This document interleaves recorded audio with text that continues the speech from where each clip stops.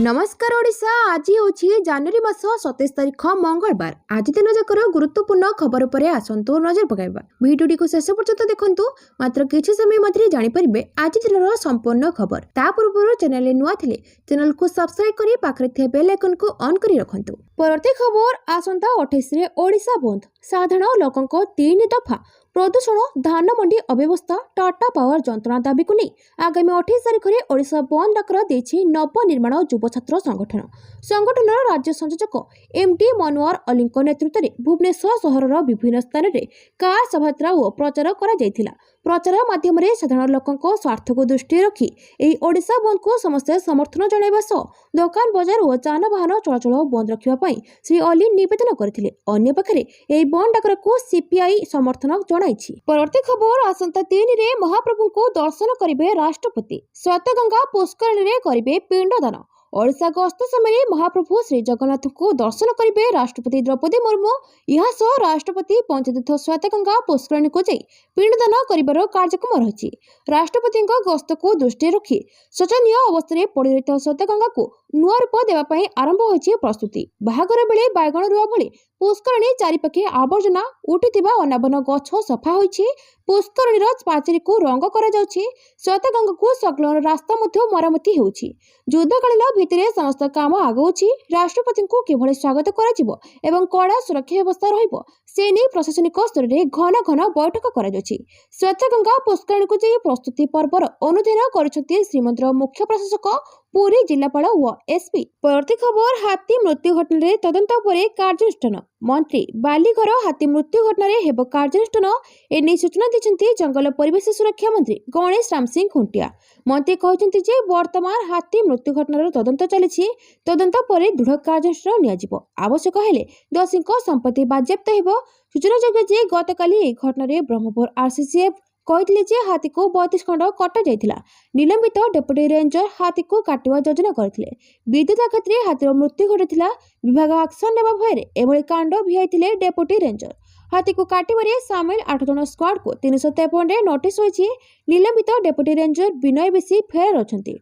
Driver Rishikesh पंडा को court चालान सह 3 गाड़ी जब्त करा जाइछि। परवर्ती खबर फेब्रुआरी 2 रु बीजेडी आंदोलन आईन श्रृंखला चाषी समस्या नहीं घेरिबे।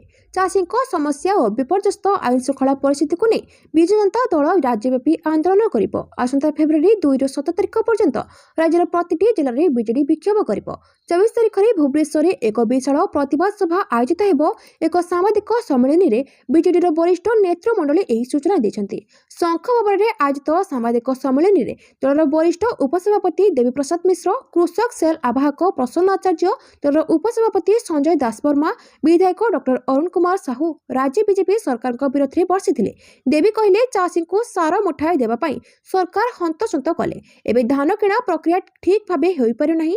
राज्यर आईन श्रृंखला परिस्थिति बिगड़े लगी। परवर्ती खबर सावधान व्हाट्सएप रे अजणा लिंक आसले क्लिक करंतुनी। पुरी सर्वोदय नगर मृत्युंजय त्रिपाठी एभली साइबर ठकामीर शिकार होइछन्ति। तांको मोबाइल को व्हाट्सएप जके एक मेसेज आसीथिला। मेसेज जके आसीथिबा आप खोलिबारु तांको फोन और तांकर बैंक रो समस्त विवरणी साइबर ठक पाखकु पळाइथिला। गत वर्ष डिसेंबर 13 तारिख रे तांको बैंक अकाउंट रो 1,62,000 टंका गायब हो जाइथिला। एने तुरंत जातीय साइबर क्राइम हेल्पलाइन 1930 रे अभियोग करबा सह साइबर थाना रे अभियोग करथिले मृत्युंजय। घटना को नहीं पुलिस तदंत करबा समय बलांगीर कंटाबाजार कार्तिक हाथी तार जड़े सहयोगी सह यह साइबर ठकई करथिबा पुलिस जानिबाकु पाइथिला। ए घटना रे अभियुक्त कार्तिक को गिरफ्त कराजिबा सह ताठरो एक मोबाइल फोन जब्त होइछि। ता नारे पश्चिम आसानसोल समेत विभिन्न थाना रे एकाधिक साइबर ठकई मामला रहिछि। कार्तिक रो सहयोगी को मध्य धरिबा पई पुलिस उद्यम जारी रखितबा एसपी कहिसंती। परवर्ती खबर खंडगिरी यात्रा पई पुलिस रो 14 नियम नोटिस जारी कला कमिशनरेट पुलिस। खंडगिरी यात्रा पई यात्रा कमिटी मानक नोटिस जारी कला कमिशनरेट पुलिस। आज आरंभ होइछि खंडगिरी यात्रा। दीर्घ 9 दिन व्यापी हेबाकु थिबा एही मेला पई कमिशनरेट पुलिस पक्षरु नोटिस जारी करा जाइछि। यात्रा को श्रृंखलित करिया पई 14 नियम जारी कला खंडगिरी पुलिस।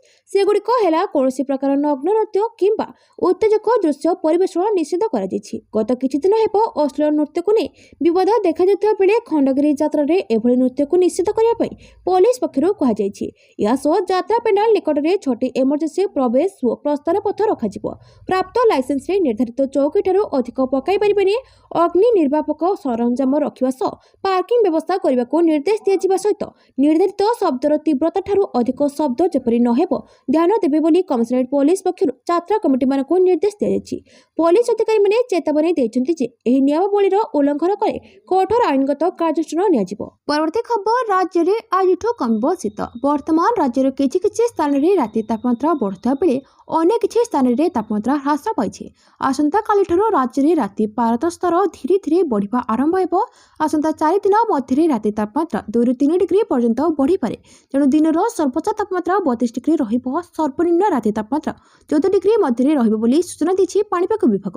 ଭୁବନେଶ୍ୱର ପାଣିପାଗ ବିଜ୍ଞାନ କେନ୍ଦ୍ରର ପୂର୍ବାନୁମାନ ଅନୁଯାୟୀ ଆଜିଠାରୁ ଶୀତ ଆହୁରି କମିବ, କାରଣ ରାଜ୍ୟର ସର୍ବନିମ୍ନ ତାପମାତ୍ରା 2 ରୁ 3 ଡିଗ୍ରୀ ପର୍ଯ୍ୟନ୍ତ ବୃଦ୍ଧି ପାଇବା ସମ୍ଭାବନା ରହିଛି। ଗତ 24 ଘଣ୍ଟା ମଧ୍ୟରେ ଉଦୟଗିରିରେ ପାରଦ 4.8 ଡିଗ୍ରୀ ରେକର୍ଡ ହୋଇଥିବା ବେଳେ ଫୁଲବାଣୀରେ 9.5 ଡିଗ୍ରୀ, ଝାରସୁଗୁଡ଼ାରେ 9.6 ଡିଗ୍ରୀ, ରାଉରକେଲାରେ 9.5 ଡିଗ୍ରୀ, ସେମିଳିଗୁଡ଼ାରେ 9.4 ଡିଗ୍ରୀ, ଭୁବନେଶ୍ୱରରେ 13.4 ଡିଗ୍ରୀ ଏବଂ କଟକରେ 13 ଡିଗ୍ରୀ ରହିଛି। ରାଜ୍ୟର ଅଭ୍ୟନ୍ତରୀଣ ଓ ପଶ୍ଚିମ ଓଡ଼ିଶାରେ କିଛି କିଛି ଅଞ୍ଚଳ ଏବେ ବି ଥଣ୍ଡା ପରିମାଣ ଜାରି ରହିଛି। ପରବର୍ତ୍ତୀ ଖବର, ଆମ ସମ୍ବିଧାନ ନ୍ୟାୟ, ସ୍ୱତନ୍ତ୍ରତା, ସମାନତା ଓ ଭାତୃଭାବର ମହାନ ନିର୍ଦ୍ଦେଶକ ମୁଖ୍ୟମନ୍ତ୍ରୀ ମୋହନ ଚରଣ ମାଝୀ। ପ୍ରଧାନମନ୍ତ୍ରୀ ନରେନ୍ଦ୍ର ମୋଦିଙ୍କ ହାତରେ ଦେଶ ସୁରକ୍ଷିତ। ଆଜି ମୋଦିଜୀଙ୍କ ନେତୃତ୍ୱରେ ଦେଶ ଆଗେଇ ଚାଲିଛି। ତାଙ୍କର ସବକା ସାଥ, ସବକା ବିକାଶ, ସବକା ବିଶ୍ୱାସ ଓ ସବକା ପ୍ରୟାସ ନୀତିକୁ ଆପଣାଇ ଦେଶ ଅଗ୍ରଗତି ପଥରେ ଚାଲିଛି। ଦେଶରୁ 25 କୋଟି ଲୋକ ଗରିବରୁ ଉପରକୁ ଉଠିଛନ୍ତି। ଆଜି କଟକଠାରେ ବାରବାଟୀ ଷ୍ଟାଡିୟମରେ ଆୟୋଜିତ ସାଧାରଣତନ୍ତ୍ର ଦିବସ ପାଳନ ଅବସରରେ ଜାତୀୟ ପତାକା ଉଡ଼ାଇବା ପରେ ଉଦ୍ବୋଧନ ଦେଇ ଏହା କହିଛନ୍ତି ମୁଖ୍ୟମନ୍ତ୍ରୀ ମୋହନ ଚରଣ ମାଝୀ। ମୁଖ୍ୟମନ୍ତ୍ରୀ ମୋହନ ଚରଣ ମାଝୀ ଆହୁରି କହିଛନ୍ତି, ଆମ ସରକାର ଲୋକଙ୍କର ହିତ ପାଇଁ କାମ କରୁଛନ୍ତି।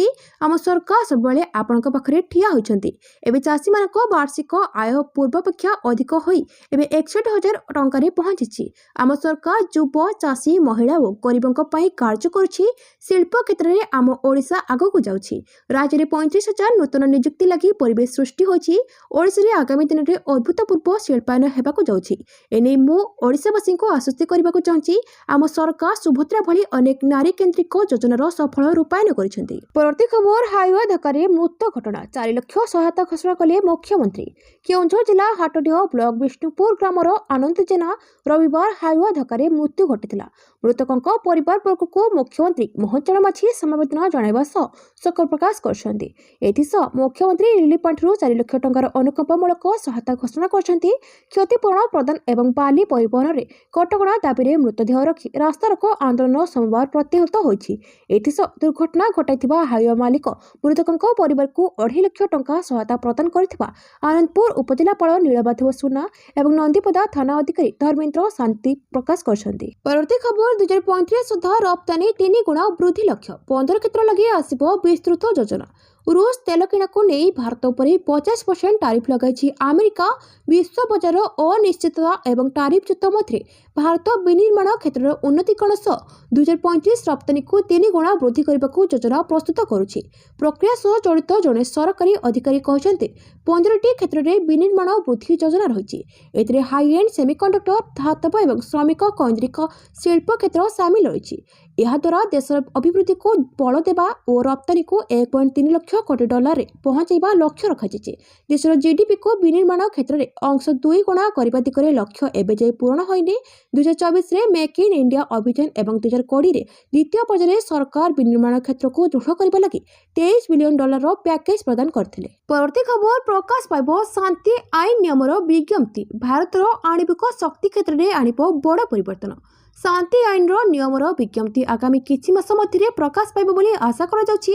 କେନ୍ଦ୍ର ବିଜ୍ଞାନ ଓ କାରିଗରୀ, ଭୂବିଜ୍ଞାନ, ଆଣବିକ ଶକ୍ତି ବିଭାଗ, ମହାକାଶ ବିଭାଗ, କାର୍ମିକ, ସାଧାରଣ ଅଭିଯୋଗ ଓ ପେନ୍ସନ ପ୍ରଶାସନ ଏବଂ ପ୍ରଧାନମନ୍ତ୍ରୀ କାର୍ଯ୍ୟାଳୟର ରାଷ୍ଟ୍ରପତି ଡକ୍ଟର ଜିତେନ୍ଦ୍ର ସିଂ ଗଣମାଧ୍ୟମକୁ ଏହି ସୂଚନା ଦେଇଛନ୍ତି।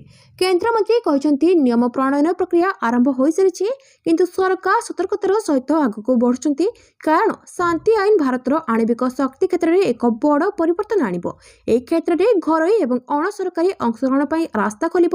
ସେ ଆହୁରି କହିଥିଲେ, ନୂତନ ଢାଞ୍ଚା ଏପରି ହେବା ଉଚିତ ଯାହା ଭାରତର ଦୀର୍ଘକାଳୀନ ଓ କଠୋର ସୁରକ୍ଷା ଓ ନିୟାମକ ମାନଦଣ୍ଡକୁ ସମ୍ପୂର୍ଣ୍ଣ ସଂରକ୍ଷଣ କରି ସହଯୋଗ ଓ ବିକାଶକୁ ପ୍ରୋତ୍ସାହିତ କରୁଥିବ। ପରବର୍ତ୍ତୀ ଖବର, ଲିକ୍ ଅଡିଓ କ୍ଲିପ୍ରୁ ଟ୍ରମ୍ପଙ୍କ ପର୍ଦ୍ଦାଫାଶ। ଭାରତ ଆମେରିକା ବାଣିଜ୍ୟ ଚୁକ୍ତି ନେଇ ହ୍ୱାଇଟ୍ ହାଉସରେ ଗୃହ ଯୁଦ୍ଧ।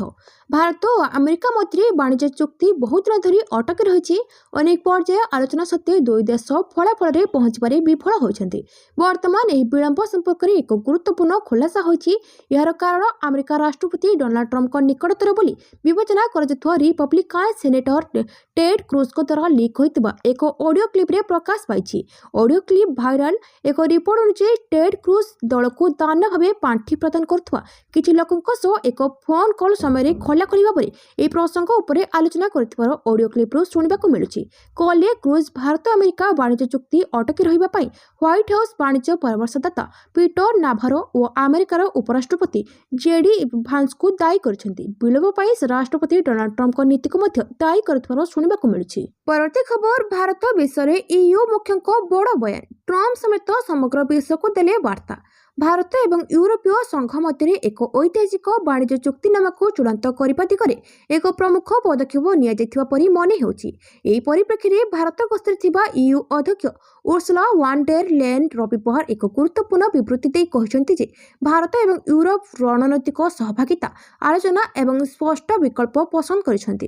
ସେ ଏହି ପ୍ରସ୍ତାବିତ ଚୁକ୍ତିନାମାକୁ ବିଶ୍ୱ ପାଇଁ ଆଶାର କିରଣ ଭାବରେ ବର୍ଣ୍ଣନା କରିଛନ୍ତି। ପ୍ରଧାନମନ୍ତ୍ରୀ ନରେନ୍ଦ୍ର ମୋଦିଙ୍କ ସହ ଶିଖର ସମ୍ମିଳନୀ ପୂର୍ବରୁ ୱାନ୍ ଡେର୍ ଲେନ୍ କହିଛନ୍ତି ଯେ ଭାରତ ଏବଂ ୟୁରୋପ ମଧ୍ୟରେ ଏହି ସହଭାଗିତା ସମଗ୍ର ବିଶ୍ୱକୁ ଏକ ଦୃଢ଼ ବାର୍ତ୍ତା ପଠାଏ।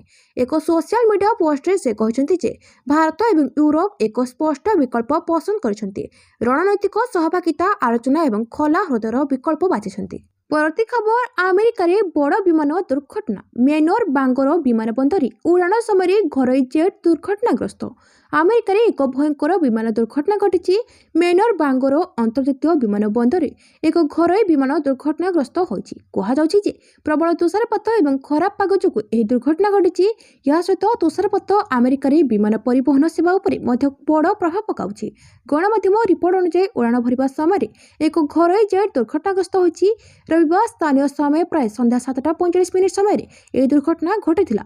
ସୂଚନା ଅନୁଯାୟୀ ଦୁର୍ଘଟଣାଗ୍ରସ୍ତ ବିମାନଟି ଏକ ବମ୍ବାର୍ଡିୟର ଚ୍ୟାଲେଞ୍ଜର 600 ସଂସ୍କରଣ ଥିଲା। ବିମାନରେ କ୍ରୁ ସଦସ୍ୟଙ୍କ ସମେତ 8 ଜଣ ଯାତ୍ରୀ ଥିଲେ। ଦୁର୍ଘଟଣା ପରେ ସେମାନଙ୍କୁ ହସ୍ପିଟାଲରେ ଭର୍ତ୍ତି କରାଯାଇଛି, କିନ୍ତୁ ସେମାନଙ୍କ ଅବସ୍ଥା ବିଷୟରେ ଏପର୍ଯ୍ୟନ୍ତ କୌଣସି ସୂଚନା ମିଳିନାହିଁ। ପରବର୍ତ୍ତୀ ଖବର, ମାଇକ୍ରୋସଫ୍ଟ ଏଜ୍ ବ୍ୟବହାରକୁ ନେଇ ସରକାରଙ୍କ ଚେତାବନୀ ଜାରି। ଯଦି ଆପଣ କାମ ପାଇଁ ମାଇକ୍ରୋସଫ୍ଟ ଏଜ୍ ବ୍ରାଉଜର ବ୍ୟବହାର କରନ୍ତି, ତେବେ ଆପଣଙ୍କୁ ସତର୍କ ରହିବାକୁ ପଡ଼ିବ। ସରକାର agency Indian computer emergency response team ଏହି ବ୍ରାଉଜର ସମ୍ପର୍କରେ ଏକ ଚେତାବନୀ ଜାରି କରିଛି। ଏଜେନ୍ସି କହିଛି ଯେ ଏଥିରେ କିଛି ସୁରକ୍ଷା ତ୍ରୁଟି ମିଳିଛି ଯାହା ଆପଣଙ୍କ ସିଷ୍ଟମର ଆକ୍ସେସ୍ ଭୁଲ ହାତରେ ପଡ଼ିପାରେ। ଏହା ଉଲ୍ଲେଖ କରିବା ଉଚିତ ଯେ ଏଜ୍ ବ୍ରାଉଜର ମଧ୍ୟ କ୍ରୋମିୟମ ଇଞ୍ଜିନ୍ ଉପରେ ନିର୍ମିତ ଏବଂ ଅନେକ ଅତିରିକ୍ତ ବୈଶିଷ୍ଟ୍ୟ ଏବଂ ଏଆଇ ସମର୍ଥନ ପ୍ରଦାନ କରେ, ଯାହା ବିପଦକୁ ବୃଦ୍ଧି କରେ। ଏଜେନ୍ସି କହିଛି ଯେ ଏଜ୍ ବ୍ରାଉଜରର ସମସ୍ତ ବ୍ୟବହାରକାରୀଙ୍କ ଉପରେ ଏହି ବିପଦ ରହିଛି। ପରବର୍ତ୍ତୀ ଖବର, ଗଙ୍ଗୋତ୍ରୀ ଧାମରେ ଅଣ-ହିନ୍ଦୁଙ୍କ ପ୍ରବେଶ ନିଷେଧ। ମନ୍ଦିର କମିଟି ନେଲେ ନିଷ୍ପତ୍ତି। ଉତ୍ତରାଖଣ୍ଡର ପ୍ରସିଦ୍ଧ ଗଙ୍ଗୋତ୍ରୀ ମନ୍ଦିରରେ ଅଣ-ହିନ୍ଦୁଙ୍କ ପ୍ରବେଶ ନିଷେଧ କରିବାକୁ ନିଷ୍ପତ୍ତି ନିଆଯାଇଛି। ଶ୍ରୀ ଗଙ୍ଗୋତ୍ରୀ ମନ୍ଦିର କମିଟିର ଏକ ବୈଠକରେ ଏହି ନିଷ୍ପତ୍ତି ନିଆଯାଇଛି। କମିଟି ଅନୁଯାୟୀ ଏହି ପ୍ରତିବନ୍ଧକ କେବଳ ଗଙ୍ଗୋତ୍ରୀ ମନ୍ଦିର ପରିସରରେ ସୀମିତ ରହିବ ନାହିଁ, ବରଂ ମାତା ଗଙ୍ଗାଙ୍କ ଶୀତକାଳୀନ ବାସସ୍ଥାନ ମୋଖବା ଗ୍ରାମରେ ମଧ୍ୟ କାର୍ଯ୍ୟକାରୀ ହେବ। ଶ୍ରୀ ଗଙ୍ଗୋତ୍ରୀ ମନ୍ଦିର କମିଟିର ସଭାପତି ସୁରେଶ ସେମୱାଲ କହିଛନ୍ତି ଯେ କମିଟି ଧାର୍ମିକ ପରମ୍ପରା ଓ ବିଶ୍ୱାସ ସମ୍ବନ୍ଧୀୟ ଦିଗଗୁଡ଼ିକୁ ଧ୍ୟାନରେ ରଖି ଏହି ନିଷ୍ପତ୍ତି ନେଇଛି। ସେ କହିଛନ୍ତି ମନ୍ଦିର ଅଞ୍ଚଳର ପବିତ୍ରତା ଓ ପାରମ୍ପରିକ ଶୃଙ୍ଖଳା ବଜାୟ ରଖିବା ପାଇଁ ଏହି ପଦକ୍ଷେପ ନିଆଯାଇଛି। ନିୟମ ପାଳନ ସୁନିଶ୍ଚିତ କରିବା ପାଇଁ ସ୍ଥାନୀୟ ସ୍ତରରେ ଆବଶ୍ୟକୀୟ ବ୍ୟବସ୍ଥା କରାଯିବ ବୋଲି କମିଟି କହିଛି। ପରବର୍ତ୍ତୀ ଖବର, ଆମର ସମ୍ପର୍କ ଆହୁରି ନିବିଡ଼ ହେବ। ଭାରତକୁ ଗଣତନ୍ତ୍ର ଦିବସରେ ଅଭିନନ୍ଦନ ଜଣାଇଲେ ମାର୍କ ରୁବିଓ। ଆମେରିକାର ବୈଦେଶିକ ମନ୍ତ୍ରୀ ମାର୍କ ରୁବିଓ ଭାରତକୁ 77ତମ ଗଣତନ୍ତ୍ର ଦିବସରେ ହାର୍ଦ୍ଦିକ ଶୁଭେଚ୍ଛା ଜଣାଇଛନ୍ତି। ଭାରତ ପ୍ରଶାନ୍ତ ମହାସାଗରୀୟ କ୍ଷେତ୍ରରେ ଭାରତ ଆମେରିକା ସହଭାଗିତା ଓ କ୍ୱାଡ ସହଯୋଗକୁ ଆହୁରି ମଜବୁତ କରିବା ନେଇ ସେ ଗୁରୁତ୍ୱାରୋପ କରିଛନ୍ତି। ବାଣିଜ୍ୟ ଚୁକ୍ତି ଓ ଶୁଳ୍କକୁ ନେଇ ଦୁଇ ଦେଶ ମଧ୍ୟରେ ଉତ୍ତେଜନା ସମୟରେ ରୁବିଓଙ୍କ ଏହି ଅଭିନନ୍ଦନ ବାର୍ତ୍ତା ଆସିଛି। ରୁବିଓ ଜାନୁଆରୀ 26ରେ ଭାରତର ସମ୍ବିଧାନ ଗ୍ରହଣ ଅବସରରେ ଭାରତୀୟ ଜନତାଙ୍କୁ ଅଭିନନ୍ଦନ ଜଣାଇଛନ୍ତି। ସେ କହିଛନ୍ତି ଭାରତ ଓ ଆମେରିକା ମଧ୍ୟରେ ଦ୍ୱିପାକ୍ଷିକ ସମ୍ପର୍କ ବିଭିନ୍ନ କ୍ଷେତ୍ରରେ ଘନିଷ୍ଠ ସହଯୋଗ ମାଧ୍ୟମରେ ପ୍ରକୃତ ଫଳାଫଳ ପ୍ରଦାନ କରୁଛି। ମାର୍କ ରୁବିଓ ତାଙ୍କ ବାର୍ତ୍ତାରେ କହିଛନ୍ତି, ଯୁକ୍ତରାଷ୍ଟ୍ର ପକ୍ଷରୁ ମୋ ଗଣତନ୍ତ୍ର ଦିବସରେ ଭାରତର ଜନସାଧାରଣମାନଙ୍କୁ ମୋର ହୃଦୟରୁ ଅଭିନନ୍ଦନ ଜଣାଉଛି। ଦୁଇ ଦେଶର ଏକ ଐତିହାସିକ ସମ୍ପର୍କ ରହିଛି।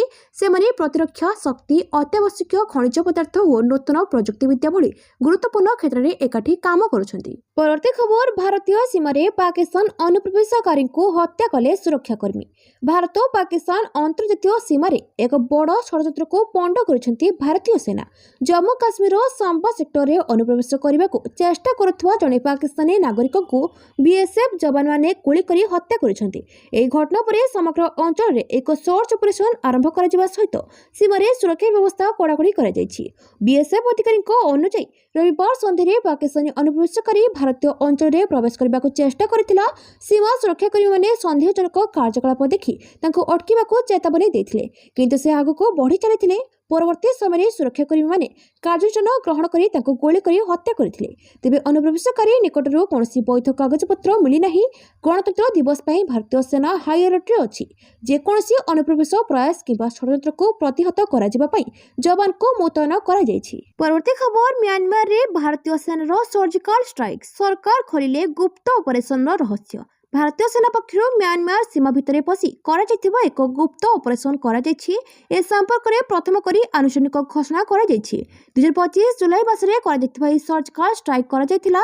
ଏଥିପାଇଁ 21 ପାରାର ଲେଫ୍ଟନାଣ୍ଟ କର୍ଣ୍ଣେଲ ଘାଡକେ ଆଦିତ୍ୟ ଶ୍ରୀକୁମାରଙ୍କୁ ଶୌର୍ଯ୍ୟ ଚକ୍ର ସମ୍ମାନରେ ସମ୍ମାନିତ କରାଯାଇଛି। ଗତ ବର୍ଷ ଜୁଲାଇ 11ରୁ 13 ତାରିଖ ମଧ୍ୟରେ ଭାରତ म्यांमार ସୀମାରେ ଏହି ସଠିକ ଓ ଶକ୍ତିଶାଳୀ ଆକ୍ରମଣ କରାଯାଇଥିଲା। ଏହି ଅପରେସନରେ 9 ଜଣ ଦୁର୍ଦ୍ଦାନ୍ତ ଆତଙ୍କବାଦୀଙ୍କୁ ନିପାତ କରାଯାଇଥିବା ବେଳେ ସେମାନଙ୍କର ଏକ ସୁରକ୍ଷିତ ଶିବିରକୁ ସମ୍ପୂର୍ଣ୍ଣ ଧ୍ୱଂସ କରାଯାଇଥିଲା। 21 ପାରାର ଲେଫ୍ଟନାଣ୍ଟ କର୍ଣ୍ଣେଲ ଘାଡକେ ଆଦିତ୍ୟ ଶ୍ରୀକୁମାର ଏହି ଗୁପ୍ତ ଅପରେସନ ଯୋଜନା କରିବା ସହ ନିଜେ ଏହାର ନେତୃତ୍ୱ ନେଇଥିଲେ। ତାଙ୍କର ଏହି ଅସାଧାରଣ ସାହସିକତା ପାଇଁ ତାଙ୍କୁ ଚଳିତ ବର୍ଷ ଶୌର୍ଯ୍ୟ ଚକ୍ର ପ୍ରଦାନ କରାଯାଇଥିଲା। ପରବର୍ତ୍ତୀ ଖବର, କର୍ତ୍ତବ୍ୟ ପଥରେ ବୀରତ୍ୱ ଓ ସଂସ୍କୃତିର ମହାସଙ୍ଗମ, ମିନି ଭାରତର ଝଲକ ଦେଖିଲା ବିଶ୍ୱ। 77ତମ ଗଣତନ୍ତ୍ର ଦିବସ ମହାସମାରୋହ ଅବସରରେ ଦିଲ୍ଲୀର କର୍ତ୍ତବ୍ୟ ପଥରେ ଅନୁଷ୍ଠିତ ହୋଇଥିବା ପରେଡ୍ ଉତ୍ସବରେ ରାଷ୍ଟ୍ରପତି ଦ୍ରୌପଦୀ ମୁର୍ମୁ ଯୋଗ ଦେଇଥିଲେ। ରାଷ୍ଟ୍ରପତି ଦ୍ରୌପଦୀ ମୁର୍ମୁ ଉତ୍ସବରେ ମୁଖ୍ୟ ଅତିଥି ୟୁରୋପୀୟ ପରିଷଦର ଅଧ୍ୟକ୍ଷ ଆଣ୍ଟୋନିଓ କୋଷ୍ଟା ଓ ୟୁରୋପୀୟ କମିଶନର ଅଧ୍ୟକ୍ଷ ଉର୍ସୁଲା ଭନ୍ ଡେର୍ ଲେୟନ୍ଙ୍କ ସହିତ ପହଞ୍ଚିଥିଲେ। ପ୍ରଧାନମନ୍ତ୍ରୀ ନରେନ୍ଦ୍ର ମୋଦି ଓ ରାଷ୍ଟ୍ରପତି ଅତିଥିମାନଙ୍କୁ ସ୍ୱାଗତ କରିଥିଲେ। ରାଷ୍ଟ୍ରପତିଙ୍କୁ 21 ତୋପ ସଲାମି ଦିଆଯାଇଥିଲା। ପରେଡ୍ରେ ରାଷ୍ଟ୍ରପତି ଦ୍ରୌପଦୀ ମୁର୍ମୁ ଅଭିବାଦନ ଗ୍ରହଣ କରିଥିଲେ। Parade commander lieutenant general Bhavnish Kumar, general officer commanding Delhi କ୍ଷେତ୍ର मेजर जेनेराल नवराज ढिलोन, मुख्याल दिल्ली क्षेत्र। परेड्रे द्वितीय इन कमांड थिले। एही परेड्रे विश्व देखिछि वंदे मातरमर 150तम वार्षिकी और ऑपरेशन सिंदूर कहानी। भारतर विकास यात्रा, सांस्कृतिक विविधता, ऐतिहासिक ऐतिह्य, स्वर्णम इतिहास एवं सामरिक शक्तिर अनन्य संगम सारा दुनिया सम्मुखें प्रदर्शन करा जायछि। परवर्ती खबर, 2 दशंधि परे आसिबो नुआ विद्युत नीति 2026। आणविक शक्ति उत्पादन क्षेत्र में शक्तिशाली हेबो भारत। 2025 रे जारी होइतिबा विद्युत नीति को बदलाई 2 दशंधि परे एबे भारत सरकार नूतन विद्युत नीति 2026 आनिबाकू जाउछन्ति। एथिपई चिठा प्रस्ताव प्रस्तुत होई सारिछि। उन्नत आणविक प्रयुक्तिविद्या, क्षुद्र मॉड्यूलर रिएक्टर और अन्य क्षुद्र क्षमता संपन्न रिएक्टर व्यवहार कराजिबा सह आणविक विद्युत उत्पादन क्षेत्र में घरोई क्षेत्र प्रवेश पाई एही चिठा प्रस्तावर उल्लेख रहिछि। भारत को आणविक शक्ति उत्पादन क्षेत्र में एक समर्थ राष्ट्र भाव परिगणित करने पर एथिरे लक्ष्य रखा जायछि।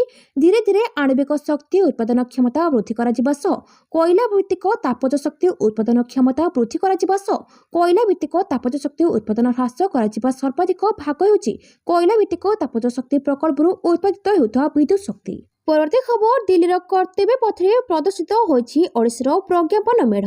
काली देश पालन करिछि 77तम साधारणतंत्र दिवस। नुआ दिल्लीर कर्तव्य पथरे होइछि जातीय स्तरर परेड। एथिरे राष्ट्रपति द्रौपदी मुर्मू जातीय पताका उत्तोलन करने सहित परेड्रे अभिवादन ग्रहण करिसेंति। समारोहरे मुख्य अतिथि भावे जोग देथिले यूरोपीय कमिशन अध्यक्ष उर्सुला भन डेर लेयन एवं यूरोपीय काउंसिल अध्यक्ष आंटोनियो कोस्टा। दिल्ली कर्तव्य पथरे प्रदर्शित होइछि देशर शक्ति और शौर्य, प्रदर्शित होइछि सामरिक शक्तिर झलक। वायुसेना, स्थलसेना और जलसेनार शक्ति देखिछि सारा विश्व। ता सहित रंगारंग परेड अनुष्ठित होइछि। ता सहित सामिल होइछन्ति मोट 30टी प्रज्ञापन मेढ़। सेथिरे विभिन्न राज्य और केन्द्रशासित अंचल में 17टी विभिन्न मंत्रालय, विभाग और सर्विस 13टी प्रज्ञापन मेढ़ रही। केन्द्र संस्कृति विभाग वंदे मातरम 150तम वार्षिक अवसर में एक स्वतंत्र प्रज्ञापन मेढ़ प्रस्तुत होइछि। परवर्ती खबर, ईरान अमेरिका उत्तेजना, आसंता 28 इंडिगो विमान उड़ान बातिल। ଇରାନ ଓ ଆମେରିକାର ଯୁଦ୍ଧ ପରିସ୍ଥିତିକୁ ଦୃଷ୍ଟିରେ ରଖି ଇଣ୍ଡିଗୋ ଜାନୁଆରୀ 28 ପର୍ଯ୍ୟନ୍ତ ତିବିଲିସି, ଆଲମାଟି, ତାସ୍କେଣ୍ଟ ଓ ବାକୁକୁ ଉଡ଼ାଣ ବାତିଲ କରିଛି। ଇଣ୍ଡିଗୋ ଏୟାରଲାଇନ୍ସ କହିଛି ଯେ ଏହା ଏହି ଅଞ୍ଚଳର ବିକାଶ ଉପରେ ତୀକ୍ଷ୍ଣ ନଜର ରଖିଛି ଏବଂ ଯାତ୍ରୀ ସୁରକ୍ଷାକୁ ସର୍ବାଧିକ ପ୍ରାଥମିକତା ଦେଇ କାର୍ଯ୍ୟଗୁଡ଼ିକର ସମୀକ୍ଷା କରାଯାଉଛି। ଏକ୍ସରେ ପୋଷ୍ଟ ହୋଇଥିବା ଏକ ବିବୃତ୍ତିରେ ଇଣ୍ଡିଗୋ କହିଛି, ଆମେ ଇରାନ ଆଖପାଖ ଅଞ୍ଚଳରେ ଘଟୁଥିବା ବିକାଶ ପ୍ରତି ସଜାଗ ଅଛୁ ଏବଂ ସୁରକ୍ଷା ଆମର ସର୍ବୋଚ୍ଚ ପ୍ରାଥମିକତା ସହିତ ବିମାନ ପରିଚାଳନାର ସକ୍ରିୟ ସମୀକ୍ଷା କରୁଛୁ। ପରବର୍ତ୍ତୀ ଖବର ଟିମ୍ ଇଣ୍ଡିଆ ପାଇଁ ଖୁସି ଖବର। ଭାରତୀୟ କ୍ରିକେଟ ଦଳ 2026 ଟି20 ବିଶ୍ୱକପ୍ ପାଇଁ ସମ୍ପୂର୍ଣ୍ଣ ପ୍ରସ୍ତୁତ। ଏହି ପ୍ରମୁଖ ଟୁର୍ଣ୍ଣାମେଣ୍ଟ ପୂର୍ବରୁ ଭାରତ ନ୍ୟୁଜିଲାଣ୍ଡ ବିପକ୍ଷରେ 5 ମ୍ୟାଚ୍ ବିଶିଷ୍ଟ ଟି20 ସିରିଜରେ 3-0ରେ ଅଗ୍ରଣୀ ହାସଲ କରିଛି। ପ୍ରଥମ ମ୍ୟାଚ୍ ବ୍ୟତୀତ ଦଳ ଅନ୍ୟ ଦୁଇଟି ମ୍ୟାଚ୍ ବ୍ୟାପକ ଭାବରେ ଜିତିଛି। ଏହି ସମୟରେ ଦଳ ପାଇଁ କିଛି ଭଲ ଖବର ଅଛି। ତିଲକ ବର୍ମା ଫିଟ୍ ହୋଇ ଫେରିଛନ୍ତି। ଟି20 ବିଶ୍ୱକପ୍ 2026 ଦଳରେ ସାମିଲ ଥିବା ତିଲକ ବର୍ମା ପେଟ ସମସ୍ୟା ଯୋଗୁଁ ଟିମ୍ରୁ ବାହାରିଥିଲେ। ଏବେ ସେ ଫିଟ୍ ଅଛନ୍ତି। ତିଲକ ଜାନୁଆରୀ 31ରେ ତିରୁବନନ୍ତପୁରମରେ ନ୍ୟୁଜିଲାଣ୍ଡ ବିପକ୍ଷରେ ପଞ୍ଚମ ଟି20 ପାଇଁ ଉପଲବ୍ଧ ହେବେ। ବିଜୟ ହଜାରେ ଟ୍ରଫି ସମୟରେ ତାଙ୍କର ପେଟରେ ଅସ୍ତ୍ରୋପଚାର ହୋଇଥିଲା, ଯାହାପରେ ଡାକ୍ତରମାନେ ତାଙ୍କୁ 2 ସପ୍ତାହ ପାଇଁ ବିଶ୍ରାମ ନେବାକୁ ପରାମର୍ଶ ଦେଇଥିଲେ। ଟି20 ବିଶ୍ୱକପ୍ 2026 ପାଇଁ ଭାରତ ଦଳ ସୂର୍ଯ୍ୟକୁମାର ଯାଦବ, ଅଭିଷେକ ଶର୍ମା, ତିଲକ ବର୍ମା, ସଞ୍ଜୁ ସାମସନ, ଶିବମ ଦୁବେ, ईशान किशन, हार्दिक पांड्या, अर्शदीप सिंह, जसप्रीत बुमराह, हर्षित राणा, वरुण चक्रवर्ती, कुलदीप यादव, अक्षर पटेल, वाशिंगटन सुंदर अछंती। परवर्ती खबर महाकाशचारी शुभांशु शुक्लाଙ୍କୁ ମିଳିଲା ଅଶୋକ ଚକ୍ର ସମ୍ମାନ। ଅନ୍ତର୍ଜାତୀୟ ମହାକାଶ କେନ୍ଦ୍ରକୁ ପ୍ରଥମ ଭାରତୀୟ ଭାବେ ଯାତ୍ରା କରି ଇତିହାସ ରଚିଥିବା ଶୁଭାଂଶୁ ଶୁକ୍ଲାଙ୍କୁ ଦେଶର ସର୍ବୋଚ୍ଚ ଶାନ୍ତିକାଳୀନ ବୀରତ୍ୱ ପୁରସ୍କାର ପ୍ରଦାନ କରାଯାଇଛି। ରାଷ୍ଟ୍ରପତି ଦ୍ରୌପଦୀ ମୁର୍ମୁ ଶୁଭାଂଶୁଙ୍କୁ ଅଶୋକ ଚକ୍ର ସମ୍ମାନରେ ସମ୍ମାନିତ କରିଛନ୍ତି। 2025ରେ ଜୁନ୍ରେ ଗ୍ରୁପ୍ କ୍ୟାପ୍ଟେନ୍ ଶୁଭାଂଶୁ ଆକ୍ସିୟମ୍ 4 ମିଶନରେ ମହାକାଶ ଯାତ୍ରା କରିଥିଲେ। 1984ରେ ରୁଷୀୟ ସୋୟୁଜ ମହାକାଶଯାନରେ ରାକେଶ ଶର୍ମା ମହାକାଶ ଯାତ୍ରା କରିଥିବା ବେଳେ 41 ବର୍ଷର ବ୍ୟବଧାନରେ ଏହି କ୍ଷେତ୍ରରେ ଶୁଭାଂଶୁ ହେଉଛନ୍ତି ଦ୍ୱିତୀୟ ଭାରତୀୟ ବାୟୁସେନା ପାଇଲଟ। ଶୁଭାଂଶୁ ISSରେ 18 ଦିନ ବିତାଇଥିଲେ। ସୁଖୋଇ, MiG-21, ଜାଗୁଆର ସମେତ ବିଭିନ୍ନ ଏୟାରକ୍ରାଫ୍ଟରେ ତାଙ୍କର 2000 ଘଣ୍ଟାର ଉଡ଼ାଣ ଅନୁଭୂତ ହୋଇଥିଲା। ମହାକାଶ ଯାତ୍ରା ଓ ଗବେଷଣା କ୍ଷେତ୍ରରେ ଶୁଭାଂଶୁଙ୍କୁ ଅବଦାନକୁ ସ୍ୱୀକୃତି ପ୍ରଦାନ କରିବା ପୂର୍ବରୁ ରାଷ୍ଟ୍ରପତି ଦ୍ରୌପଦୀ ମୁର୍ମୁ ତାଙ୍କୁ ଅଶୋକ ଚକ୍ର ସମ୍ମାନ ଦେଇଛନ୍ତି। ଶୁଭାଂଶୁ ଲକ୍ଷ୍ନୌରେ 1985 ଅକ୍ଟୋବର 10ରେ ଜନ୍ମଗ୍ରହଣ କରିଥିଲେ। ପରବର୍ତ୍ତୀ ଖବର ଭାରତରେ ତାଲିମ ନେବାକୁ ଆସିବନି ବାଂଲାଦେଶୀ କ୍ୟାଡେଟ୍। ୟୁନେସ୍କୋ ଭାରତ ବିରୋଧୀ ଏଜେଣ୍ଡାରେ ଜେନେରାଲ ଜମାନ। ଭାରତ ସହିତ ଜାରି ରହିଥିବା ଉତ୍ତେଜନା ମଧ୍ୟରେ ବାଂଲାଦେଶ ସେନା ଏକ ବଡ଼ ପଦକ୍ଷେପ ନେଇଛି। ଏକ ବ୍ରିଗେଡ୍ ସମେତ 3ଟି ସ୍ୱତନ୍ତ୍ର ପାରା କମାଣ୍ଡ ୟୁନିଟ୍ ଗଠନ ପାଇଁ ପ୍ରସ୍ତୁତି ଆରମ୍ଭ ହୋଇଛି। ବାଂଲାଦେଶ ସଶସ୍ତ୍ର ବାହିନୀ ଡିଭିଜନ ଏକ ପ୍ରସ୍ତାବ ପ୍ରସ୍ତୁତ କରି ଏହାକୁ ପ୍ରତିରକ୍ଷା ମନ୍ତ୍ରଣାଳୟ ଓ ମୁଖ୍ୟ ପରାମର୍ଶଦାତା ମହମ୍ମଦ ୟୁନସ୍ଙ୍କ କାର୍ଯ୍ୟାଳୟକୁ ଅନୁମୋଦନ ପାଇଁ ପଠାଇଛି। ଜାନୁଆରୀ 25 ଓ 26 ତାରିଖରେ ଢାକା କ୍ୟାଣ୍ଟନମେଣ୍ଟରେ ଅନୁଷ୍ଠିତ ହେଉଥିବା ବାଂଲାଦେଶ ସେନା ଜେନେରାଲ ଓ ଫର୍ମେସନ କମାଣ୍ଡରଙ୍କ 2 ଦିନିଆ ସମ୍ମିଳନୀରେ ଏହା ଆଲୋଚନା ହୋଇଛି। ସମ୍ମିଳନୀ ପରେ ବାଂଲାଦେଶ ସେନା ମୁଖ୍ୟ ଜେନେରାଲ ୱାକର ଉଜ୍ ଜମାନ ରଙ୍ଗପୁରରେ 76ତମ ପଦାତିକ ଡିଭିଜନ ପରିଦର୍ଶନ କରିବାର କାର୍ଯ୍ୟକ୍ରମ ରହିଛି। ତାଙ୍କ ସହିତ ଅତି କମରେ ଜଣେ ଲେଫ୍ଟନାଣ୍ଟ ଜେନେରାଲ ଓ 4 ଜଣ ବ୍ରିଗେଡ୍ ରହିବେ। ଏକ ରିପୋର୍ଟ ଅନୁଯାୟୀ ଜାନୁଆରୀ 5 ତାରିଖରେ ସେନାର ଶୀର୍ଷ ଜେନେରାଲମାନଙ୍କ ମଧ୍ୟରେ ଏକ 8 ପୃଷ୍ଠାର ଡକୁମେଣ୍ଟ ପ୍ରସାରିତ ହୋଇଥିଲା। ପରବର୍ତ୍ତୀ ଖବର ଭବିଷ୍ୟତର ବ୍ରହ୍ମାସ୍ତ୍ର। ଭାରତର ପ୍ରଥମ ହାଇପରସୋନିକ କ୍ଷେପଣାସ୍ତ୍ର। ଭାରତର ପ୍ରଥମ ହାଇପରସୋନିକ କ୍ଷେପଣାସ୍ତ୍ର 77ତମ ଗଣତନ୍ତ୍ର ଦିବସର ପ୍ୟାରେଡ୍ରେ ଦେଖାଦେଇଛି। DRDO ଲମ୍ବା ଏବଂ ଦୂରଗାମୀ ଜାହାଜ ଆଣ୍ଟିସିପ୍ ହାଇପରସୋନିକ ଗ୍ଲାଇଡ୍ ମିସାଇଲ୍ ପ୍ରଥମ ଥର ପାଇଁ ଗଣତନ୍ତ୍ର ଦିବସ ପ୍ୟାରେଡ୍ରେ ବିସ୍ତାର କରିଛି। ଏହା ଭାରତର ଭବିଷ୍ୟତର ବ୍ରହ୍ମାସ୍ତ୍ର। ଏହାର ପରିସର 1500 କିଲୋମିଟର, ଯାହା ଶତ୍ରୁର ରଡାର ଧରିପାରିବ ନାହିଁ। ଭାରତୀୟ ନୌସେନା ପାଇଁ ଡିଜାଇନ୍ କରାଯାଇଥିବା ଏହି କ୍ଷେପଣାସ୍ତ୍ର ଭାରତ ମହାସାଗରରେ ସାମୁଦ୍ରିକ ଆକ୍ରମଣ କ୍ଷମତାକୁ ବୃଦ୍ଧି କରିବ। ଭବିଷ୍ୟତରେ ଏହି ପରିସର 3000ରୁ 3500 କିଲୋମିଟର ପର୍ଯ୍ୟନ୍ତ ପହଞ୍ଚିବ। ଦେଶର 77ତମ ଗଣତନ୍ତ୍ର ଦିବସରେ ଭାରତ ନିଜର ହାଇପରସୋନିକ ମିସାଇଲ୍ ପାୱାର ପ୍ୟାରେଡ୍ରେ ଦେଖାଇଛି। DRDO ପକ୍ଷରୁ ଏହି ଭାରତୀୟ ନୌସେନା ପାଇଁ ପ୍ରସ୍ତୁତ କରାଯାଇଛି। ଭାରତ ମହାସାଗର ସାମୁଦ୍ରିକ କ୍ଷେତ୍ରକୁ ଏହା ମଜବୁତ କରିବ। ଏହି ହାଇପରସୋନିକ କ୍ଷେପଣାସ୍ତ୍ରକୁ ଶତ୍ରୁ ଦେଶର ରାଡାର ଚିହ୍ନଟ କରିପାରିବ ନାହିଁ। ପରବର୍ତ୍ତୀ ଖବର IED ବିସ୍ଫୋରଣରେ 3 ଜଣ ଯବାନ ଆହତ। ଗତ ରବିବାର ଦିନ ବିଜାପୁର କରେଗୁଟା ପାହାଡ଼ରେ ଏକ IED ବିସ୍ଫୋରଣରେ ଅତି କମରେ 3 ଜଣ ସୁରକ୍ଷାକର୍ମୀ ଆହତ ହୋଇଛନ୍ତି। ବିଜାପୁର ପୁଲିସର ସୂଚନା ଅନୁଯାୟୀ ସମସ୍ତ ଆହତ ଯବାନଙ୍କୁ ଘଟଣାସ୍ଥଳରୁ ଉଦ୍ଧାର କରାଯାଇ ଚିକିତ୍ସା ପାଇଁ ରାୟପୁରକୁ ବିମାନ ଯୋଗେ ପଠାଯାଇଥିଲା। ସମସ୍ତ ଆହତ ଯବାନଙ୍କ ଅବସ୍ଥା ସ୍ଥିର ଥିବା କୁହାଯାଉଛି। ବରିଷ୍ଠ ପୋଲିସ ଅଧିକାରୀମାନେ କହିଛନ୍ତି ଯେ ଏହି ଘଟଣା କରେଗୁଟା ପାହାଡ଼ରେ ଘଟିଛି। ପୋଲିସ କ୍ୟାମ୍ପର ଯବାନ ବିଜାପୁର ନକ୍ସଲ ପ୍ରଭାବିତ ଅଞ୍ଚଳରେ ସର୍ଚ୍ଚ ଅପରେସନ ପାଇଁ ବାହାରିଥିଲେ। ସର୍ଚ୍ଚ ଅପରେସନ ସମୟରେ ମାଓବାଦୀଙ୍କ ଦ୍ୱାରା ଲଗାଯାଇଥିବା IED ବ୍ଲାଷ୍ଟ ହେବାରୁ 3 ଜଣ ସୁରକ୍ଷାକର୍ମୀ ଆହତ ହୋଇଥିଲେ। ଆହତ କୋବ୍ରା ଯବାନ ରୁଦ୍ରେଶ ସିଂ 210ତମ ବାଟାଲିୟନରେ ଜଣେ ସବ୍ ଇନ୍ସପେକ୍ଟର ଅଧିକାରୀ କହିଛନ୍ତି ଯେ ରୁଦ୍ରେଶ ସିଂ ଏବଂ 2 ଜଣ DRG କର୍ମଚାରୀଙ୍କ ଗୋଡ଼ ଏବଂ ଆଖିରେ ପେଲେଟ୍ରେ ଆଘାତ ଲାଗିଛି। ପରବର୍ତ୍ତୀ ଖବର, ୟୁରୋପୀୟ କାର୍ ଉପରୁ 40% ଶୁଳ୍କ ହ୍ରାସ କରିପାରେ ଭାରତ। ଭାରତ ଏବଂ ୟୁରୋପୀୟ ସଂଘ ମଧ୍ୟରେ ଏକ ପ୍ରମୁଖ ବାଣିଜ୍ୟିକ ଚୁକ୍ତି ହେବାକୁ ଯାଉଛି। ଏହାରି ମଧ୍ୟରେ ଜଣାପଡ଼ିଛି ଯେ ୟୁରୋପୀୟ ସଂଘରୁ ଆମଦାନୀ ହେଉଥିବା କାର୍ ଉପରୁ ଶୁଳ୍କ ହ୍ରାସ କରିବାକୁ ଯୋଜନା କରୁଛି ଭାରତ। ବର୍ତ୍ତମାନ ଏହି ଶୁଳ୍କ 110% ରହିଥିବା ବେଳେ ଏହାକୁ 40%କୁ ହ୍ରାସ କରାଯାଇପାରେ। ଯଦି ଏହା ହୁଏ ତେବେ ମର୍ସିଡିଜ୍ ଏବଂ BMW ଭଳି କାର୍ ଭାରତରେ ଯଥେଷ୍ଟ ଶସ୍ତା ହୋଇଯିବ। ରିପୋର୍ଟ ଅନୁଯାୟୀ ଭାରତ ସରକାର ୟୁରୋପୀୟ ସଂଘରୁ ଆମଦାନୀ ହେଉଥିବା କାର୍ ଉପରେ ଶୁଳ୍କ ହ୍ରାସ କରିବାକୁ ରାଜି ହୋଇଛନ୍ତି ଯଦି ସେମାନଙ୍କର ଆମଦାନୀ ମୂଲ୍ୟ 17,739 ଆମେରିକୀୟ ଡଲାର ଅତିକ୍ରମ କରେ। ଭବିଷ୍ୟତରେ ଏହି ଶୁଳ୍କ 10%କୁ ହ୍ରାସ କରାଯାଇପାରେ। ପରବର୍ତ୍ତୀ ଖବର, 3 ବରିଷ୍ଠ ପୋଲିସ ଅଧିକାରୀଙ୍କୁ ମୃତ୍ୟୁ ଦଣ୍ଡାଦେଶ। ବାଂଲାଦେଶର ଏକ କୋର୍ଟ ସୋମବାର ଢାକାର ପଳାତକ ପୂର୍ବତନ ପୋଲିସ ମୁଖ୍ୟ ଏବଂ 2 ବରିଷ୍ଠ ଅଧିକାରୀଙ୍କୁ ମୃତ୍ୟୁ ଦଣ୍ଡାଦେଶ ଶୁଣାଇଛନ୍ତି। ଜୁଲାଇ 2024ରେ ହୋଇଥିବା ଗଣବିଦ୍ରୋହ ସମୟରେ 6 ଜଣ ପ୍ରଦର୍ଶନକାରୀଙ୍କୁ ହତ୍ୟା କରିବା ଅପରାଧ ପାଇଁ କୋର୍ଟ ମୃତ୍ୟୁଦଣ୍ଡ ଶୁଣାଇଛନ୍ତି, ଯାହା ତତ୍କାଳୀନ ପ୍ରଧାନମନ୍ତ୍ରୀ ଶେଖ୍ ହସିନାଙ୍କ କ୍ଷମତାଚ୍ୟୁତ କରିଥିଲା। ଅନ୍ତର୍ଜାତୀୟ ଅପରାଧ ଟ୍ରିବ୍ୟୁନାଲ ପୂର୍ବତନ Dhaka metropolitan police commissioner Habibur Rahman, ପୂର୍ବତନ ଯୁଗ୍ମ କମିଶନର ସୁଦୀପ କୁମାର ଚକ୍ରବର୍ତ୍ତୀ ଏବଂ ପୂର୍ବତନ ଅତିରିକ୍ତ ଡେପୁଟି କମିଶନର ଶାହ ଆଲାମ ମହମ୍ମଦ ଅଖାତାରୁଲ ଇସଲାମକୁ ମୃତ୍ୟୁଦଣ୍ଡ ଶୁଣାଇଛନ୍ତି। ଏହି 3 ଜଣଙ୍କୁ ଅନୁପସ୍ଥିତିରେ ବିଚାର କରାଯାଇଥିଲା। ପରବର୍ତ୍ତୀ ଖବର, ଉଲ୍ଲେଖନୀୟ ସେବା ପାଇଁ 20 ଜଣଙ୍କୁ ଦିଆଗଲା ପୁଲିସ ପଦକ। ଲୋକସେବା ଭବନରେ ପଦକ ପ୍ରଦାନ କଲେ ରାଜ୍ୟପାଳ। ସେବା ଓ ସାହସ ପାଇଁ ପୁଲିସ ପଦକ। ଗଣତନ୍ତ୍ର ଦିବସ ଅବସରରେ ରାଷ୍ଟ୍ରପତି ପୁଲିସ ପଦକ ପ୍ରଦାନ କରାଯାଇଛି। ଲୋକସେବା ଭବନରେ ପୁଲିସ ଓ ଅଗ୍ନିଶମ, କଏଦୀ ଓ କାରାଗାର ବିଭାଗର କର୍ମଚାରୀଙ୍କୁ ସମ୍ମାନିତ କରିଛନ୍ତି ରାଜ୍ୟପାଳ ହରିବାବୁ କମ୍ଭମପାଟି। ସାହସିକତା ପାଇଁ ରାଷ୍ଟ୍ରପତି ପଦକରେ 9 ଜଣ ପୁଲିସ କର୍ମଚାରୀଙ୍କୁ ସମ୍ମାନିତ କରାଯାଇଛି। ଏଥିସହ ବିଶିଷ୍ଟ ସେବା ପାଇଁ 2 ଜଣ ପୁଲିସ ସମେତ ଜଣେ ଅଗ୍ନିଶମ ଓ ଜଣେ ଜେଲ୍ କାରାଗାର ବିଭାଗର କର୍ମଚାରୀଙ୍କୁ ମଧ୍ୟ ସମ୍ମାନିତ କରାଯାଇଛି। ସେପରି ଉଲ୍ଲେଖନୀୟ ସେବା ପାଇଁ ରାଷ୍ଟ୍ରପତି ପଦକ ପାଇଁ 11 ଜଣ ପୁଲିସଙ୍କ ସହ 2 ଜଣ ଅଗ୍ନିଶମ କର୍ମଚାରୀ, 3 ଜଣ ହୋମଗାର୍ଡ, 2 ଜଣ ଜେଲ୍ ଓ କାରାଗାର ବିଭାଗର କର୍ମଚାରୀଙ୍କୁ ସମ୍ମାନିତ କରାଯାଇଛି। ସେପରି ପ୍ରଶଂସନୀୟ ସେବା ପାଇଁ ରାଜ୍ୟପାଳ ପୁଲିସ ପଦକରେ ଦକ୍ଷିଣାଞ୍ଚଳ ଆଇଜି ନୀତି ଶେଖର, କେନ୍ଦ୍ରାଞ୍ଚଳ ଆଇଜି ସତ୍ୟଜିତ ନାୟକ, ପୁରୀ ଏସ୍ପି ପ୍ରତୀକ ସିଂ ଓ ଅତିରିକ୍ତ ଏସ୍ପି ଭିଜିଲାନ୍ସ ଅନୁପମା ମହାପାତ୍ରଙ୍କ ଭଳି ପ୍ରମୁଖ ଅଧିକାରୀଙ୍କୁ ସମ୍ମାନିତ କରାଯାଇଛି। ପରବର୍ତ୍ତୀ ଖବର, ସରୁନି ମଣ୍ଡି ଟେନସନ, ବେଝଡ଼କ ଚାଲିଛି କଟନୀ ଛଟନୀ। ସରୁନି ମଣ୍ଡି ଟେନସନ, ବେଝଡ଼କ ଚାଲିଛି କଟନୀ ଛଟନୀ। ମଣ୍ଡି ଯନ୍ତ୍ରଣାରେ ବେଶୀ ହେଉଛନ୍ତି ଅନ୍ନଦାତା, ଅସାଧୁ କର୍ମଚାରୀ, ସମ୍ପାଦକ ଓ ମିଲର୍ସଙ୍କ ମିଲିଭଗତରେ ହେଉଛି ଚାଷୀ ଶୋଷଣ। ପୁରୀ ଜିଲ୍ଲା ଅସ୍ତରଙ୍ଗ ଓ କାକଟପୁରରେ ଧାନ ମଣ୍ଡି ଆରମ୍ଭରୁ ଦେଖାଦେଇଛି ବିଭ୍ରାଟ।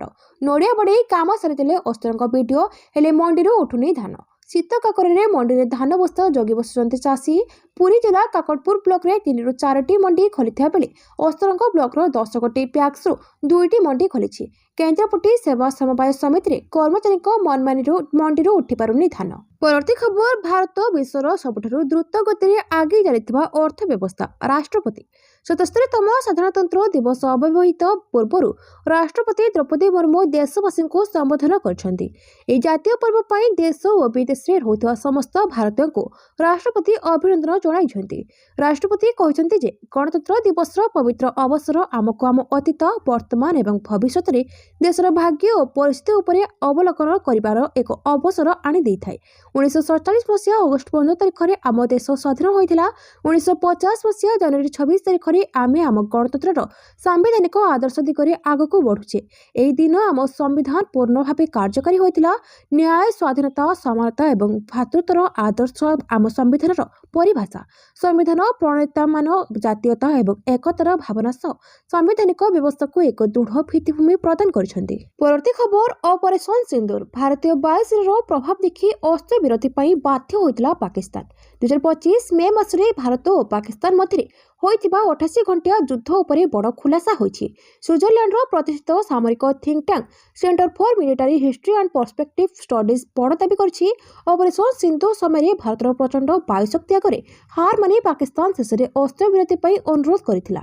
ପହଲଗାମରେ ପର୍ଯ୍ୟଟକଙ୍କ ଉପରେ ହୋଇଥିବା ଭୟଙ୍କର ଆତଙ୍କବାଦୀ ଆକ୍ରମଣର ଜବାବରେ ଭାରତ ଅପରେସନ ସିନ୍ଦୁର ଆରମ୍ଭ କରିଥିଲା। ପରବର୍ତ୍ତୀ ଖବର, ତୃତୀୟ ଧାଡ଼ିରେ ବସି ପରେଡ୍ ଦେଖିଲେ ବିରୋଧୀ ଦଳ ନେତା ରାହୁଲ ଗାନ୍ଧୀ। କଂଗ୍ରେସ ସାଂସଦ କହିଲେ ଏହା ଗଣତନ୍ତ୍ରରେ ପରମ୍ପରା ବିରୋଧୀ। ଭାରତର 77ତମ ଗଣତନ୍ତ୍ର ଦିବସ ଉପଲକ୍ଷେ ପରେଡ୍ ସମୟରେ ଲୋକସଭାରେ ବିରୋଧୀ ଦଳ ନେତା ରାହୁଲ ଗାନ୍ଧୀଙ୍କ ଆସନକୁ ନେଇ ବିବାଦ ସୃଷ୍ଟି ହୋଇଛି। କଂଗ୍ରେସ ସାଂସଦ ତାରିକ ଅନୱାର ପ୍ରଶ୍ନ କରିଛନ୍ତି ଯେ କାହିଁକି ରାହୁଲ ଗାନ୍ଧୀଙ୍କୁ ଆଗ ଧାଡ଼ିରେ ବସାଯାଇ ନଥିଲା। ସେ କହିଛନ୍ତି କି ରାହୁଲ ଗାନ୍ଧୀଙ୍କୁ ଗଣତନ୍ତ୍ର ଦିବସରେ ଆଗ ଧାଡ଼ିରେ ବସାଯାଇ ନଥିଲା। ଏହା ଏକ ଦୁଃଖଦ ଘଟଣା। ବିରୋଧୀ ଦଳ ନେତାଙ୍କ ପାଇଁ ଏକ ପ୍ରୋଟୋକଲ ଥାଏ, ତାଙ୍କୁ ଛାୟା ପ୍ରଧାନମନ୍ତ୍ରୀ ଭାବରେ ମଧ୍ୟ ଜଣାଯାଏ। କଂଗ୍ରେସ ସାଂସଦ କହିଛନ୍ତି ନରେନ୍ଦ୍ର ମୋଦି ପ୍ରଧାନମନ୍ତ୍ରୀ ହେବା ପରଠାରୁ ଦେଶର ସମସ୍ତ ପରମ୍ପରା ସମାପ୍ତ କରାଯାଉଛି। ଏପରି କେବେ ହେବା ଅନୁଚିତ ଯେ ମୁଖ୍ୟ ବିରୋଧୀ ଦଳର ନେତା ଏପରି ସରକାରୀ କାର୍ଯ୍ୟକ୍ରମରେ ଦ୍ୱିତୀୟ କିମ୍ବା ତୃତୀୟ ଧାଡ଼ିରେ ବସିବେ। ଯେହେତୁ ଆମେ ବ୍ରିଟିଶ ଢାଞ୍ଚାକୁ ମୁଖ୍ୟତଃ ଗ୍ରହଣ କରିଛୁ, ତେଣୁ ବିରୋଧୀ ଦଳ ନେତାଙ୍କୁ ଛାୟା ପ୍ରଧାନମନ୍ତ୍ରୀ କୁହାଯାଏ। ପରବର୍ତ୍ତୀ ଖବର, ପୂର୍ବତନ ବିସିସିଆଇ ଅଧ୍ୟକ୍ଷ ଆଇଏସ୍ ବିନ୍ଦ୍ରାଙ୍କ ପରଲୋକ। ମୋହାଲି ଷ୍ଟାଡିୟମରୁ ନେଇ ବିଶ୍ୱକପ୍ ଆୟୋଜନ ଯାଏଁ ଥିଲା ଗୁରୁତ୍ୱପୂର୍ଣ୍ଣ ଭୂମିକା। ଭାରତୀୟ କ୍ରିକେଟ ପ୍ରଶାସକ ଏବଂ ବିସିସିଆଇର ପୂର୍ବତନ ଅଧ୍ୟକ୍ଷ ଇନ୍ଦ୍ରଜିତ ସିଂ ବିନ୍ଦ୍ରାଙ୍କ ପରଲୋକ। ରବିବାର 84 ବର୍ଷରେ ତାଙ୍କର ଦେହାନ୍ତ ହୋଇଛି। ବିନ୍ଦ୍ରାଙ୍କ ପରଲୋକ କ୍ରିକେଟ ଜଗତରେ ଶୋକର ଲହରୀ ଖେଳାଇ ଦେଇଛି। ତାଙ୍କୁ ଆଧୁନିକ ଭାରତୀୟ କ୍ରିକେଟର ବାସ୍ତୁକାରଙ୍କ ଭିତରେ ଅନ୍ୟତମ ଭାବରେ ଜଣାଯାଏ। ସେ ନା କେବଳ ଘରୋଇ କ୍ରିକେଟକୁ ମଜବୁତ କରିଥିଲେ, ବରଂ ବିଶ୍ୱସ୍ତରରେ ଭାରତର ଦବଦବା କାଏମ ରଖିବାରେ ଗୁରୁତ୍ୱପୂର୍ଣ୍ଣ ଭୂମିକା ଗ୍ରହଣ କରିଥିଲେ। ପରବର୍ତ୍ତୀ ଖବର, ଭାରତୀୟ ବଂଶୋଦ୍ଭୂତ ଯୁବକଙ୍କୁ ଗୁଳି କରି ହତ୍ୟା, ଗ୍ୟାଙ୍ଗୱାର ସନ୍ଦେହ। କାନାଡାର ବର୍ନାବି ସହରରେ ଜଣେ ଭାରତୀୟ ବଂଶୋଦ୍ଭୂତ ଯୁବକଙ୍କୁ ଗୁଳି କରି ହତ୍ୟା କରାଯାଇଛି।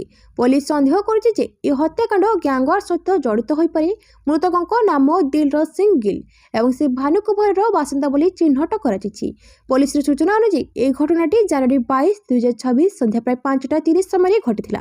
କାନାଡା ୱେର 3700 ବ୍ଲକ ନିକଟରେ ଗୁଳିଚାଳନା ହୋଇଥିବା ଖବର ପାଇ ପୋଲିସ ଘଟଣାସ୍ଥଳରେ ପହଞ୍ଚି ଜଣେ ଯୁବକଙ୍କୁ ଗୁରୁତର ଆହତ ଅବସ୍ଥାରେ ପାଇଥିଲା। ପୋଲିସ ଏବଂ ଡାକ୍ତରୀ ଦଳ ତାଙ୍କ ଜୀବନ ବଞ୍ଚାଇବାକୁ ଚେଷ୍ଟା କରିଥିଲେ, କିନ୍ତୁ ଡାକ୍ତରଖାନା ପହଞ୍ଚିବା ପୂର୍ବରୁ ତାଙ୍କର ମୃତ୍ୟୁ ହୋଇଥିଲା। ପରବର୍ତ୍ତୀ ଖବର, ଆଖିବୁଜା ଗୁଳିମାଡ଼ରେ 11 ମୃତ, 12ରୁ ଅଧିକ ଆହତ। ମେକ୍ସିକୋର ଗୁଆନାଜୁଆତେ ରାଜ୍ୟସ୍ଥିତ ସାଲମାଙ୍କୋ ସହରରେ ଫୁଟବଲ ମ୍ୟାଚ୍ ସମୟରେ ଆଖିବୁଜା ଗୁଳିମାଡ଼।